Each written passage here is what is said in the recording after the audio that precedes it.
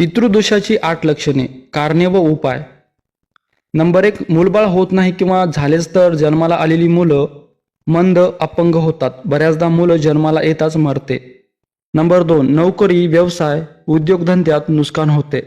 Number 3, कुटुंबात छोट्या गोष्टीवरून मोठे वादविवाद होतात. नंबर 4, घरात सतत कोणी ना कोणी आजारी राहते, दवाखाना सुटत नाही. नंबर 5, विवाह इच्छुक मुलामुलींच्या लग्नात अडथळे येतात. लग्न झाल्यानंतर वैवाहिक सुख मिळत नाही, घटस्फोटासारखी परिस्थिती येते. नंबर 6, अपघात होण्याचा धोका वाढतो. नंबर 7, प्रत्येक शुभ मंगल कार्यात कोणत्या ना कोणत्या कारणाने अडथळे निर्माण होतात.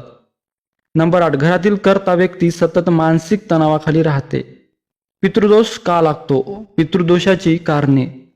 नंबर 1, घरातील एखाद्या व्यक्तीच्या मृत्यूनंतर त्याचे अंतिम संस्कार व्यवस्थित न झाल्यास किंवा अकाल मृत्यू झाल्यास कुटुंबाला पितृदोष लागतो.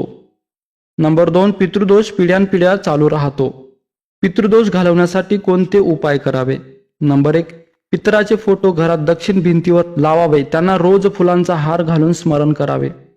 नंबर 2, पिंपळाला जल, फुले, अक्षत, दूध, गंगाजल आणि काळे तेल अर्पण करून पितरांना मोक्ष मिळावा म्हणून प्रार्थना करावी.